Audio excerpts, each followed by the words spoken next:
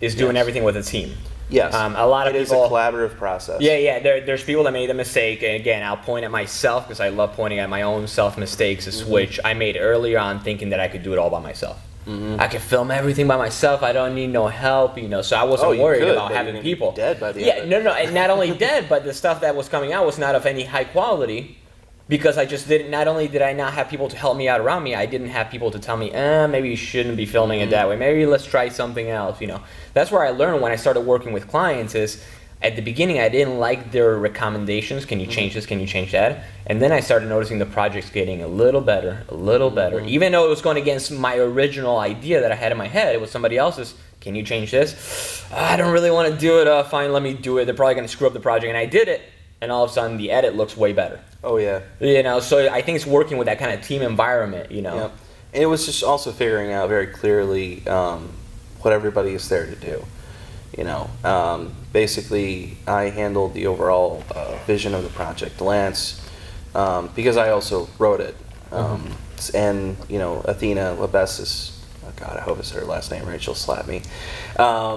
She, did the edits with me. Kyle. He handled the overall arcing characters, basically figuring out how they work together or against each other. And so, that all came down with Lance's creativity and his input too. So when you kind of figure out that dynamic and then you find the team to kind of work around those issues, that's when you know that a film's going to move very smoothly. And I would say that was really the hardest day we had on the whole schedule. The day that we really came together crazy well, of course, was the last day of production. And that's when we did the Viking scene. And we did that after a 2 or 3 week break. Okay. And that was on purpose because the idea that we had was we shot at the same beach that we shot the chest opening sequence that you saw in the trailer. And we came back when we knew that foliage would be grown out.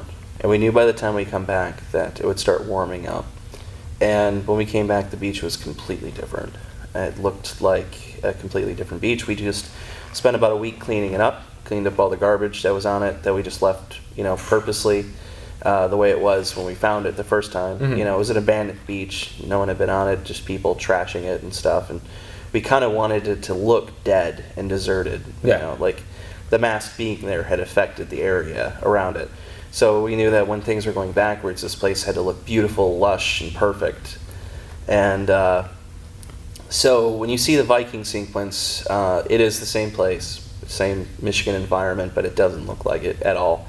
And a lot of that was just, nature taking it back, and my effects crew and Christina dressing the whole environment. We added some of our own stuff and rocks and twigs and whatnot, but it's almost impossible to tell what is and what isn't us.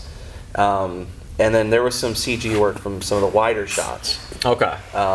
That basically we used to remove some elements and add some stuff, but other than that, it was completely natural environment.